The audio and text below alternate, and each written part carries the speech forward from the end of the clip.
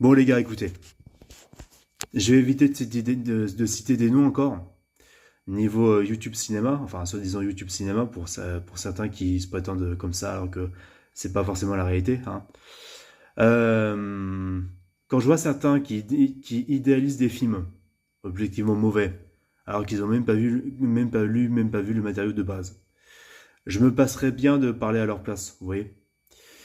Et en fait, c'est encore plus flagrant avec des gars qui prétendent connaître le sujet alors qu'ils se sont même pas renseignés à la base, hein.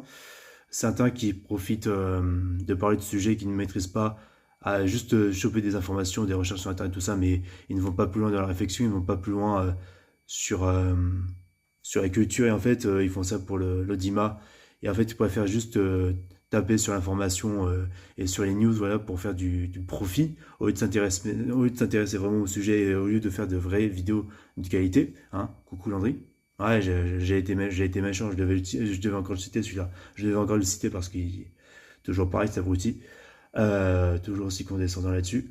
Hein. Coucou Michael, hein, n'est-ce pas? Ta critique de Michael incompétente.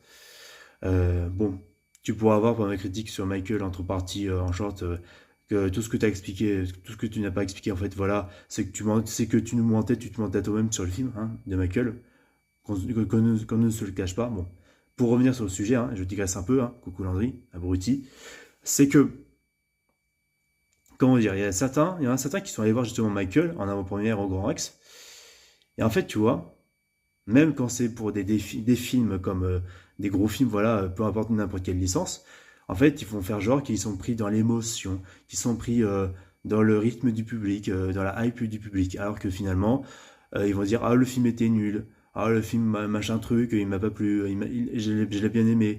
Parfois, ça peut être sincère ou le film te plaît vraiment, mais tu peux pas être enjoué pendant toute la séance si le film te plaît pas.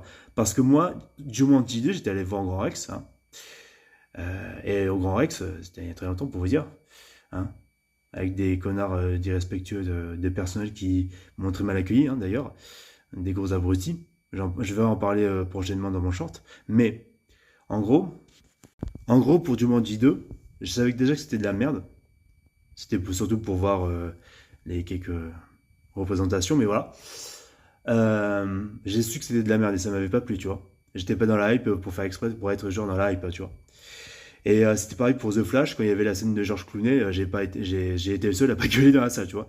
Parce que tous ces connards d'élitistes, d'opportunistes de merde, hein, même d'influenceurs, ils ont gueulé à cette scène-là.